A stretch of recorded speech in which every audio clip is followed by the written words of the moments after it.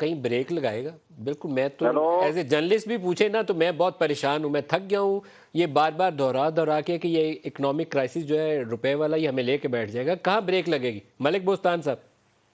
میرا خیال ہے لگنی تو چاہیے. آج مسٹر اسمتھ صاحب نے جیسے کہا ہے کہ 1-2 دن میں آئی ایم ایف کا پروگرام بحال ہو جائے گا،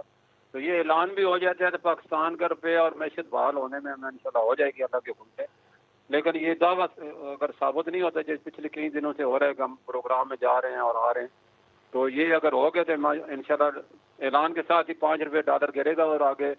دستخط ہو جاتے ہیں تو $10 تک بھی گر سکتا ہے انشاءاللہ تعالیٰ. آپ کے خیال میں روپے کی اس وقت اصل قدر اتنی ہے 210 ہے یا اس سے بہتر ہونا چاہیے، کوئی 180 ابھی 85 90 پہ موجودہ آنا چاہیے؟ حالات میں جب تک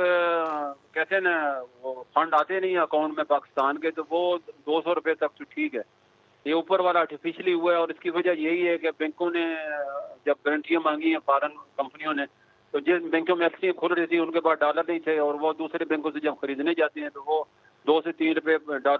ڈیمانڈ بڑھا دیتے ہیں، جس کی وجہ سے یہ $15 بڑھا ہے اور یہ مفت میں ہی بڑھا ہے. اتنا انڈر ویلو ہے اس وقت پاکستانی روپیہ. اور جو ہی یہ حکومت کو میں سمجھتا ہوں، میں ریکویسٹ کرتا ہوں کہ وہ حکومتی سطح پہ دوست ممالک جتنے بھی ہم آئل امپورٹ کر رہے ہیں وہ سارے دوست ہیں پاکستان کے اور مسلم ممالک ہیں، ان سے کہیں کہ ہمارے اپنی کمپنی کو کہے کہ پاکستانی بینکوں کے ایل سی ایکسیپٹ کریں اور 100% مارجن کو جائے پہلے کی طرح 0 اور 10 مارجن پہ ایکسیپٹ کرتے ہیں تو ہمارا انٹر بینک میں جو اس وقت $120 ملین پر ڈے ڈیمانڈ ہے کروڈ آئل کی اور انرجی